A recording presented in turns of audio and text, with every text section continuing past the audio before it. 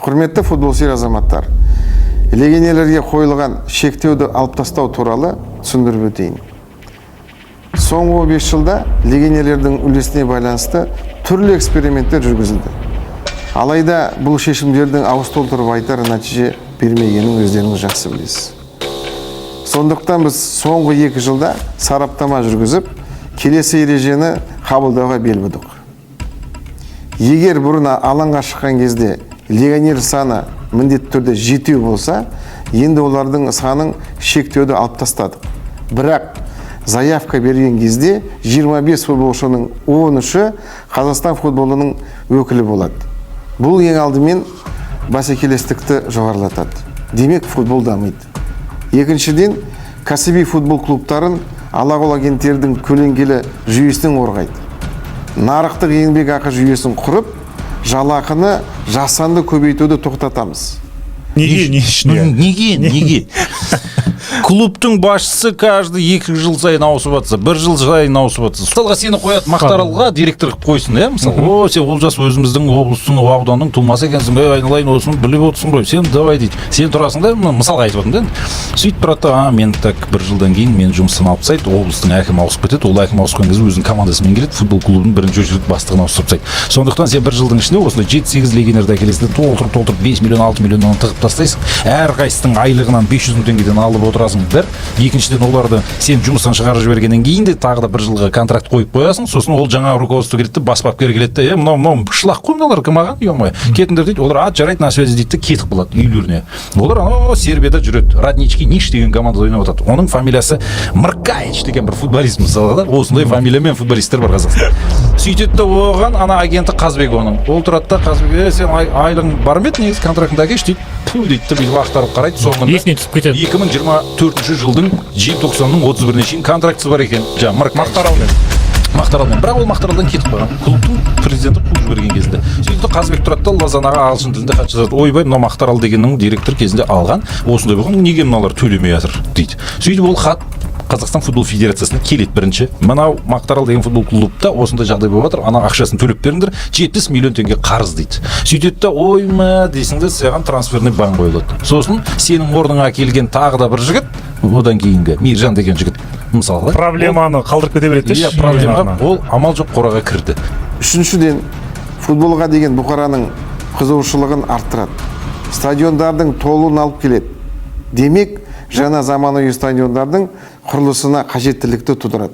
Осылайша чемпионатқа деген халықтың қызығушылығы арқылы біз инвесторлардың да қызығушылығын тудырамыз. Сонда ғана біз мемлекеттік қаржыландырудан жеке кәсіпкерлердің инвестицияларына көше аламыз. Яғни біз қазір футболдың бизнес индустриясын құрып жатырмыз. Жұмыстың осындай шартымен әр клуб өз құрамын сауатты құратын болады. Көбінің өз футболшыларын тәрбиелеуге талпынысы оянады деп сенеміз.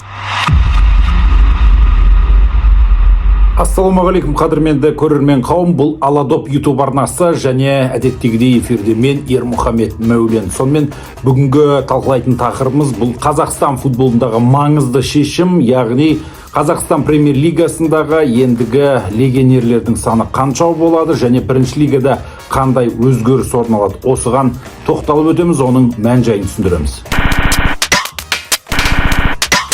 Сонымен Қазақстан кәсіпқой футбол лигасының шешімімен және Қазақстан футбол федерациясының президенті Әділет Назарбайұлы Бәрменқұловтың видео үндеуінен кейін барлығы да түсінікті болды ғой деп есептейміз. Яғни Қазақстан премьер-лигасында енді бұдан былай 12 легионер алын алады.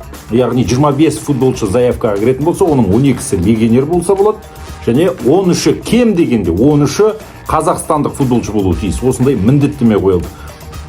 Енді көп команда осы тапсырманы орындайды, осылай жүреді деген ойдамыз. Тіпті кейбір клубтар бар Қазақстанда, бәлкім 12 легионер алмайды шығар, 7-8 легионермен шектеліп қалуы да мүмкін. Бәрі де өздерінің қолында, әркім өзі шешеді. Қанша жасаса да, бірақ 12 легионерден асырмау тиіс. Және қазақстандық футболшылар міндетті түрде 13 ойыншы клубта болады. Бұл да нақты талаптардың бірі. Оның себебі неде? Мен түсіндіріп өтейін, жалпы Мұндай шешім ұзақ талқыланды. Біршама адам дауыс берді, клубтардың басшылығы өздері дауыс берді. Соның нәтижесінде осы жаңалықты, заңды қабылдап отыр. Яғни ендігі мәселе, Қазақстандағы клубтар көп жағдайда легионерді алып келіп, өздерімен өздері қырғын кәдімгі таласып тұрып тамаша матчтар өткізеді деген сөз. Мысалға шамамен Атыраумен Тобыл ойнап жатса, құрамында мықты сапалы легионерлер, керемет ойнайтын футболшылар болады, және олардың ойыны өте қызықты, тартысты өте бастайды, менің ойымша. Және оны телевидение арқылы керемет қылып түсірген кезде ол ойынға деген қызығушылық арта бастады. Ол қосымша маркетингтік ұпай жинауға, демеуші тартуға, инвестиция тартуға тамаша мүмкіндік береді деген ойдамыз. Және чемпионаттың көркі қыза түседі, және деңгейі де бірден күрт өседі. Өйткені мықты сапалы футболшылар бәрібір де болады. Енді әлбетте арасында нашар легионерлер болып қалуы мүмкін, бірақ оған біз көз жұма қараймыз. Бірінші жылы өтеді, екінші жылы осылай өтеді. Жалпы бұл эксперименталды жағдай. Егер нәтижесін бермесе, әлбетте оны өзгерте салу аса қатты қиындық тудырмайды. Қазақстан кәсіпқой футбол лигасының мүшелігіне кіретін клубтардың басшылығы қайтадан келіп сайлау жасайды, және солай алып тастауы да әбден ықтимал. Бұл уақыт еншісіндегі нәрсе. Енді бұл жағдайдың тағы бір қосымша плюсы бар. Бұл жаңағы біз айтып отырған маркетинг мәселесінен кейін, инвестиция қаржы табу мәселесінен кейін клубтар дың ішінде жүрген жаңағы 13 қазақстандық футболшы 12 легионермен таласқа түседі. Яғни олар негізгі құрамда ойнау үшін барын сала бастайды. Сонда олардың деңгейі де арта бастайды. Мінекей жағдай қандай болады. Яғни қазақстандық футболшылардың да ірі деңгейде жалақы алуы азая түседі, және жалақылардың деңгейі түседі. Сол арқылы футболшылар аз жалақы алады, және деңгейлері де өседі.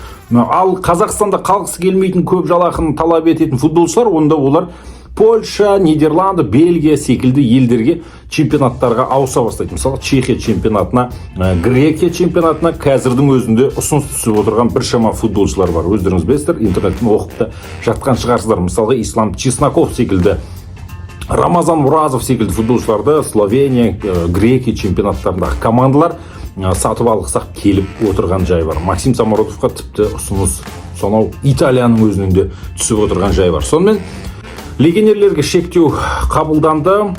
Енді оның жан-жақты плюс жағдайларын айтып отырмыз. Кемшін тұстар әлбетте бар. Кемшін тұсы бұл кейбір клубтардың басшылығы өте нашар, енді бұлай футбол тілімен айтқанда шлак легионерлер дейміз, өте нашар үшінші сортта легионерлерді алып келіп жататын болса, онда сол клубтың басшылығы әлбетте жазаланады. Әкімдік бар, төмен ойнаса, ұтылып жатса, онда өздері шешім шығарады. Мінекей осындай жағдай, оның барлығы көрініп тұрады, сыналады, баспасөзге де шығады, барлығын біз бақылауда ұстаймыз міндетті түрде.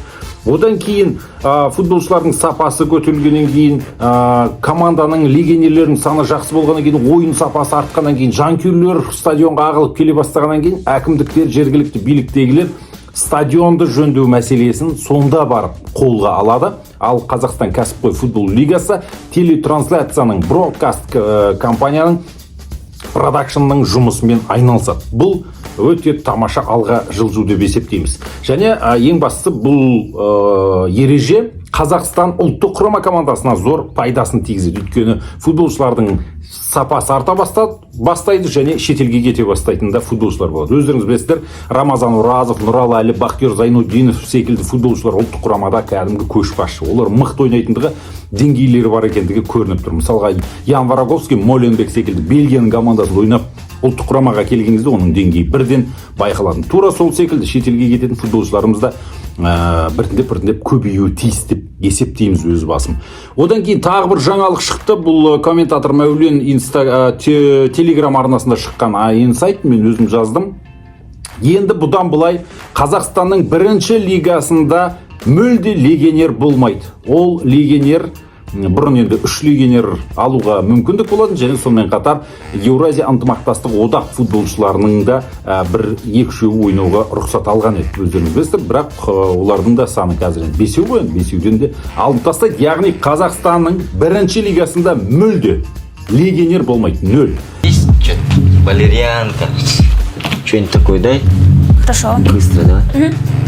Осы жағдайда біз өте тамаша жаңалық ретінде айтамыз. Қазақстандық жас футболшыларға, өсейін деп тұрған футболшыларға бұл таптырмас платформа, мүмкіндік, осында барып бақтарын сынаса болады. Егер одан деңгейі өссе, премьер-лиганың клубына ауысады, ал премьер-лиганың клубына ауысып, ол жақта жалақы аз болатын болса, онда Еуропаға кетеді. Мінекей маршрут осы, бағыт осы. Енді бір саяси нәрсені айта кетейік. Өздеріңіз білесіздер, Еуразиялық ынтымақтастық одақ туралы айтып қалдық. Бұл одақтың бізге кесепаты әбден тиді. Что такое Евразес? Бастапқыда эксперимент еді, 3 жыл бізде болды. Армения, Белоруссия, Ресей және Қырғызстан мемлекеттерінің футболшылары кедендік одаққа байланысты Қазақстанда легионер болып саналмайтын. Біз одан қалай құтылып кетеміз? Біз бас салып, мінекей одан бас тартамыз, ол жақтың футболшылар бізге керек емес дейін десек, ол саяси шу болып кетуі мүмкін, мемлекеттік деңгейде. Сондықтан оны тып-тыныш айналып өтудің де жолы осы деп есептеймін. Және біздің, мінекей Қазақстан футбол федерациясының президенті айтып отыр, кез келген адам, Ресей азаматы болсын, Украина азаматы болсын, Беларусь, Армения, жалпы қазақстандық паспорты жоқ адамның бәрі бізде енді бұдан былай легионер. Яғни сіз Ганзасар деген сияқты, Урарту деген сияқты командада ойнайтын бір армянды командаңызға алған кезде ойлайсыз, ол легионердің орнына келіп отыр. Оның орнына бәлкім бір румыниялық мықты бір Флореско деген секілді футболшыны алғанымыз дұрыс шығар, тура сол жалақыға. Мінекей мәселе қайда, енді олардың да саны азая бастайды. Ең қуаныштысы сол ФНЛ-ден келетін ресейлік, өте нашар белоруссиялық, тіптен қырғызстандық десек те болатын шығар, футболшылар бізге мүлде келмейді. Келсе де ең мықты, сапалы дегендері ғана келе бастайды. Осыны да біз тамаша айналып өттік. Ол одақтан бізге жайлап біртіндеп құтылу қажет. Оны да есептеп айта кетуіміз дұрыс. Енді бірінші лигада олар мүлде ойнамайды. Бұл өте қатты қуанышты жаңалық. Қазақстандық жастарға керемет мүмкіндік. Осында ойнауға болады. Тәжірибелі футболшы жетіспейді дейсіз бе бірінші лигада? Онда 27, 28, 30 жастағы премьер лигада ілініп салынып, клуб таба алмай жүрген футболшыларға бұл да бір таптырмас жағдай. Ондай футболшылардың да бірінші лигадағы жалақысы да, бағасы да арта түседі деген ойым. Және осы арқылы бірінші лигада өте қызықты болады. Легионерсіз, таза, шым-шытырық ойындар болады және тартыс күшейе түседі. Бір комментарийді оқып үлгердім жаңа телеграмда. Тараз командасы енді міндетті түрде премьер лигаға шығатын шығар деген ой айтыпты. Дұрыс, әлбетте осындай жергілікті жастарды дайындауға ден қоятын командалар бірінші лигада керемет өнер көрсетеді. Яғни бізде Ақтау, Оқжетпес, осындай Ақжайық секілді командаларға бұл енді таптырмас мүмкіндік. Жергілікті жастарды керемет дайындайсың ба, онда легионер алмай-ақ жеңіп бәрін шығуға мүмкіндігің болады деген сөз. Мінекей осындай жалпы жаңалықтар бар. Арасында әлбетте біз мамандардың да пікірін тыңдап өтейік. Бізге Қазбек Тайланов өзінің пікірін жіберген. Соны осы ортада қояйық. Өте дұрыс бастама. Осындай бастаманы көтергеннен кейін, мысалы, Белоруссия чемпионатындағы бапкерлер бәрі уже қызығып, неге біз солай жасамаймыз деп айтып жатыр қазіргі уақытта. Тіпті Ресей чемпионатындағылар да бізден үлгі алғысы келіп отыр. Бұл өте керемет деп ойлаймын. Және де соңында айтқым келеді, мысалы, қараңызшы, Тобыл командасы қазір алып жатқан легионерлері өте әдемі деп ойлаймын. Жаңағыдай, мысалы, қазір алған Сонев деген легионерді алды, және де Флореско деген легионерді алады деген ақпарат бар. Одан бөлек Габриэль Тики секілді легионерлерді алып жатыр. Бұл легионерлер дәрежесі бар. Біздің қазақстандық кейбір ойыншылардан дәрежелері үлкен жоғары болып саналады, біріншіден. Екіншіден, олардың қасында біздің жастар ойнаса, футбол орталығының жастары, жаңа 13 қазақстандық заявкада болады дейміз ғой, 13 қазақстандық ойнаса, соның 5-6-ы үйленіп, содан ертең, мысалы, Тобылда ойнамасы да Оқжетпеске барып, немесе Ақжайыққа барып, өз-өзін көрсетіп, одан әрі Қайратқа ауысу мүмкін, Астанаға ауысу мүмкін, тіпті болмаса шетелге ауысу мүмкін. Бұл біздің КПЛ-ға нағыз керек зат, өйткені біз осыған дейін ойнадық, 7 легионермен де ойнадық, 6 легионер, тіпті 4 легионермен ойнадық 2005 жылдары. Біздің футбол одан ешқандай өзгеріс байқамадым, тіпті өз басым. Мінекей қадірмен достар, жалпы жаңалық осындай, неше түрлі ойлар, пікірлер айтуға болады. Біз де талқылаймыз. Әлбетте бұл бір жақты, бұл дұрыс, 100% осыған өтуіміз керек дегенде ешқандай әңгіме айтып жатқан жоқпыз. Мен бірақ жеке өзім қолдап отырмын. Қазақстан футбол федерациясы осындай шешім шығарып отыр. Және оған бүкіл Қазақстандағы клубтардың президенттері, соның мүшелері соны иә деп қабылдап отыр. Оған заңға қол қойды өздері. Демек, ақылдасып, келісіп пішкен тон келте болмас демекші. Осындай құрылтайдың шешімі осындай болып отыр. Демек, бәлкім ол дұрыс болмайтын шығар, бәлкім ол дұрыс болатын шығар, біз нақты білмейміз. Ол түбі бір нәтижесін береді әйтеуір. Жақсы жағы да болады, минус жағы да болады. Кез келген нәрсенің екі тарапы болады. Медальдің де екі жағы бар деген секілді. Бірақ менің ойымша қазақ футболына осыдан пайда көбірек түседі, және көптеген ұлттық құраманың ойыншыларын, мықты Қазақстандағы легионерлерді өзіне алып алған агенттер де енді қинала түседі. Бір клубта бір агент қана жұмыс істеу деген бұл масқара нәрсе. 5 командаға бірдей футболшы әкеліп отыратын бір агент бар. Ол адамның командалар бір-бірімен келісілген матч ойнамайды дегенге кім кепіл болады?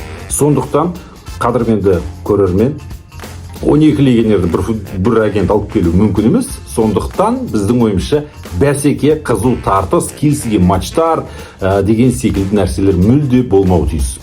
Өте қатты пайыздық көрсеткіші азайып кетеді деген ойдамыз. Мінекей жалпы ойымыз осындай, ал сіздердің пікіріңіз қандай? Оны комментарийге міндетті түрде жазыңыздар. Сонымен қатар Аладоп YouTube арнасына тіркеле кетіңіздер, комментарийлеріңізді аямай жазыңыздар, және қоңырауды басып қойыңыздар, сонда келесі шыққан видеомызды сіздер тамашалап отырасыздар. Ал осы видеоның астында арнайы сілтеме бар. Біздің демеушіміз, серіктесіміз Фонбет букмекерлік кеңсесі. Сол сілтеме арқылы өтіп, Мәулен промокодын пайдаланған адамдарға, немесе Аладоп промокодын пайдаланған адамдарға 200 000 теңгеге дейін фрибет бере алады.